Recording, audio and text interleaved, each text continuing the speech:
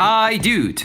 I rummage in the stories of my Russian friends, which I have recorded over 100,000 in more than 5 years, and I have prepared fun collection for you. Check it out! Sometimes people come back, sometimes it's worth giving them a chance. My father is a good writer, but he left my mother before I was born. I didn't know anything about him for years, but when I was 15, I received a letter from him and my grandmother explained me everything. Then I held out everything and tore the letter to shreds. I'm 25 years old now, and not so long time ago a lawyer contacted me. It turns out that my father died 3 months ago.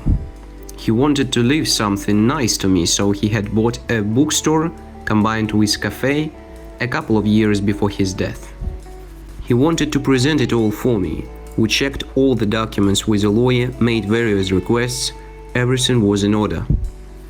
No debt, no fraud. I just had to pay the tax, but comparing to the profit, it's ridiculous. I've been dreaming about this since I was a child. Now I'm sitting and crying from the fact that probably I once did wrong with my father. After all, he fulfilled my dream, despite the fact that he did not know me and I hate him. And now I have no way to say thank you to him. Sometimes even a terrible accident can create a miracle. I lost both my parents at the age of 9. Many people would say it's terrible, but not for me. The biological parents suffered from alcoholism. The mother periodically used drugs. For several years of my childhood, I only knew beatings, fightings, and drunkenness. I listened not fairy tales, but my mother's moans at nights, knowing that my father was not at home. They died, and my only friend's parents took custody of me at school. Only then I found a family. Only then I finally learned that parents can stroke your head, not hit it. That you can take a piece of cake without even asking. Bring fruits at lessons and not scold for an extra spoonful of soup because it will not stay for mom. Only then I learned what support and calmness are. When I talk about the deaths of parents and how glad I am that it happened, all around think I'm a bitch. And I'm just happy that I found a loved family and the chance to have a normal life. Write in the comments what do you think about the girl in the previous story. Is it normal to be happy in such situation? There are no unusual events in the next story. I just decided to remind you that being happy is easy. Street cats and birds make me happier. I've been feeding them for years. They recognize me, squeak, wander around, accompany to the house.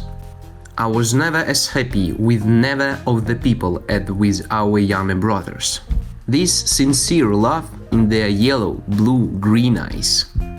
These glowing lights in the basement dark are soft and gentle, meow to words. You can even hear an unexpected ma, ma from a stern old cat. And the birds, squeaking funny fights at the feeders for every crumb of seed and then sign together as a whole pack, foreshadowing the coming thaw. I'm happy that I can do something to make their lives easier. Happy just to be around them, and preferably without people. Put a like if you want to be happy too. Meanwhile, I will tell you the next story. I urgently needed one thing. Found it on the internet, immediately paid with the card, reserved it for myself. The route ran through the places of my childhood. How cool it was to be there again. On the corner of that house, I ate a pack of butter instead of ice cream when I was leaving the store. Native school, native yard. The store was across the street from all this happiness. On the way back, I asked the taxi driver to drive past my former flat to wave to it. It is a real joy. By the way, the teenager who was standing near the entrance did not understand who I was waving to so actively. I probably looked like a distraught maniac.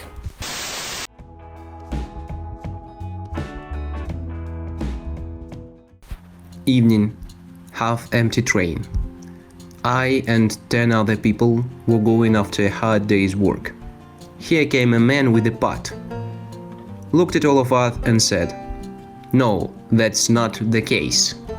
He opened the pot and the whole train was filled with the smell of pasta.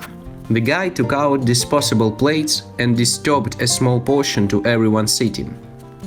At first it was scary to eat, but he said it was from his restaurant. He and his wife prepared all dishes themselves, and he wanted to test them.